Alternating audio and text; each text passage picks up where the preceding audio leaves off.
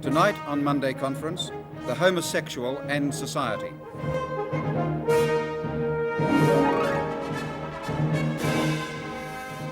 Good evening. Well, this is the book which will be published in Australia tomorrow. It's already been published in the United States, where it's been the subject of wide discussion and reviews in Time, Playboy, and the New York Times Book Review, among others. Later in the year, there'll be a British edition. What gives Dennis Altman's book its special interest, as compared with much of the academic literature on the subject, is that he writes from his own experience as a homosexual in Australia and in the United States. Dennis Altman's argument is a far-reaching and contentious one. What he says homosexuals want is not just tolerance, but acceptance by the community. He argues that homosexuality is as equally a valid form of human sexuality as is heterosexuality. In the words of the book, that gay is as good as straight. And that, of course, is also the language of the militant homosexual reform movement in the United States known as gay lib. Mr. Altman's book itself is, among other things, an analysis of the gay lib movement in America, and through this, a personal commentary on contemporary American politics. In his book, Mr. Altman points to the growing gay lib movement in Australia, though here it's probably better known in the shape of Camp Inc., an organisation set up in Australia in 1970 and now claiming a membership of more than 2,000 in all states. Dennis Altman is 28. He was born in Sydney and educated in Tasmania. He lectures on American politics at the University of Sydney, and he's something of a commuter between Australia and the United States, having been a Fulbright scholar there in 1964 to 1966 and going there again in 1968 and 1970. Just a couple of weeks ago, he returned from another brief visit to the United States, this time to talk about his book on television, radio, and in the press there. To question Dennis Altman, Peter Coleman, joint editor of Quadrant and a Liberal member of the New South Wales Parliament, and the Reverend Roger Bush, Methodist minister, and a radio and newspaper columnist in Sydney. Mr. Altman, I'd like to begin by reading to you a paragraph from The Australian on June the 24th last. It's about a topical issue. It's about an inquest in Adelaide. It's about alleged homosexuals appearing as witnesses at that inquest, and it's about suggestions that the police sometimes treat homosexuals with rather less than tender loving care. And the quote is this: "This week they came forward in their gayest music hall form, lisping and mincing, and in their less obvious but more common persona, straight-looking, ordinarily masculine, deeply conscious of identification in our biased society." What's your comment on that paragraph? Well, two things come to mind. The first is, of course, it assumes that all homosexuals are male. And I think we ought to make quite clear from the start that, in fact, there are a very large number of homosexual women. I think it's a reflection of the sexist nature of our society that this is an all-male panel, and that it will therefore be a very male-oriented discussion. Secondly, it seems to me that that is the level of reporting that, by and large, homosexuals can expect in Australia. That is, it's a level of reporting that plays up every stereotype, every caricature that is generally applied to homosexuals.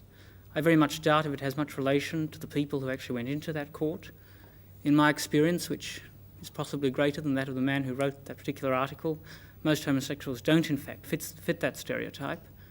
And it seems to me that the final thing one can say about it is a very sad commentary on this country, that it's taken before most of the press are even prepared to discuss the question of homosexuality in Australia.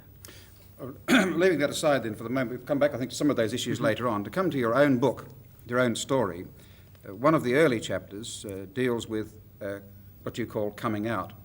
I wonder if before we deal with what coming out meant to you personally, if you could explain what coming out means in your terms. Well, coming out's used in two ways. The first way it's used generally is the acceptance or the realisation by a woman or man that they are predominantly homosexual in their sexual orientation. And that's a fairly long process. There are many cases, of course, of people coming to this realisation quite late in life. This seems to be more common among women than among men for various reasons that I'm not altogether sure of. The second meaning, and the one that I would tend to use it, is the process of coming out openly. That is, of saying, I'm no longer going to lead the double life that most homosexuals lead. I'm no longer going to pretend that I am in fact straight. I am going to be in public as I am in private, and people are going to have to accept me for what I am. And that is, I think, a political act in a society which regards homosexuality as abnormal and deviant and all the rest of it. And to that extent may well be the guts of what gay liberation is all about. Well, that's an interesting point where you say it is a political act, Mr. Altman, because it seems to me that one of the good things about your book, which, however much I may disagree with it, is obviously a courageous book.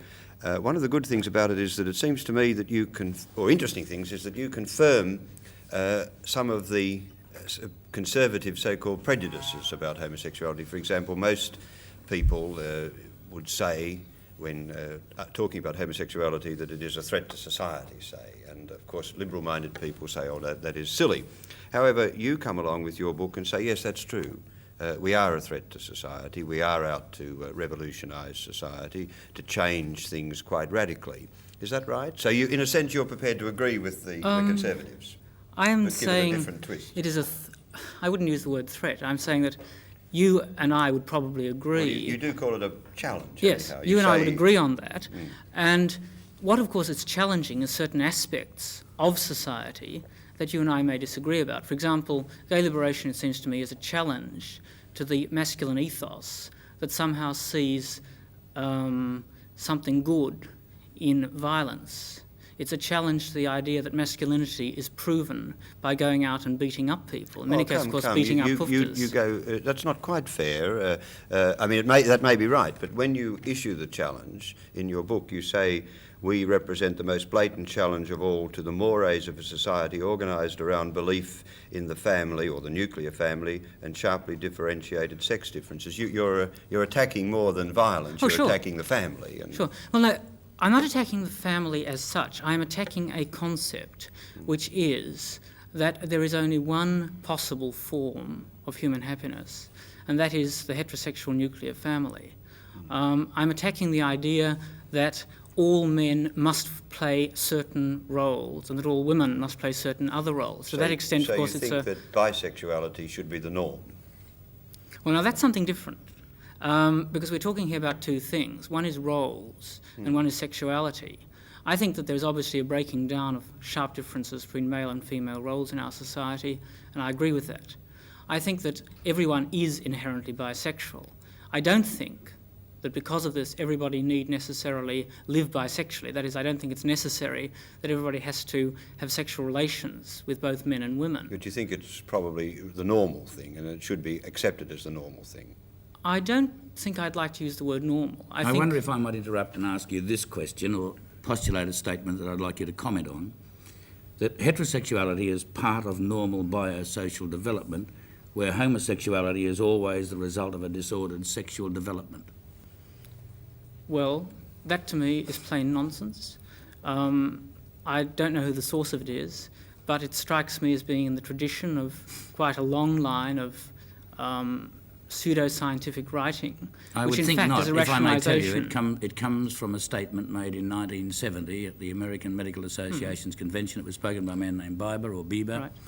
And there was an award made for this particular presentation. I'm not questioning any of that. You said But pseudo-scientific. Yes, I'm well, I sorry. think it is pseudoscience. I mean, the fact is that plenty of people get awards for things that are not necessarily correct. Well, what makes a homosexual, Mr. Altman? This is the point. Is it a disordered sexual development, or is it part of the norm of society? I think that it is obviously Could not be both, part of the couldn't it? norm of society, because society has decided to impose upon itself heterosexuality as the norm. It seems to me that everybody has within them both homosexual and heterosexual elements, that most people, for, I think, predominantly social reasons, develop their heterosexuality almost exclusively, a minority develop their homosexuality almost exclusively, and a number of people, I don't know what percentage, are in fact both. Now, the sorts of things that you're quoting, and you're bringing up Bieber, has of course been attacked by other psychiatrists. This is true. And there is a big debate going on, as you're well aware of, within the psychiatric profession at the moment as to whether in fact Bieber's rather extreme views, and I say extreme because Bieber has in fact gone much further than the founder of psychoanalysis, Freud, ever went. There's a great debate about whether in fact this is a scientific view or just a rationalisation of existing social prejudices.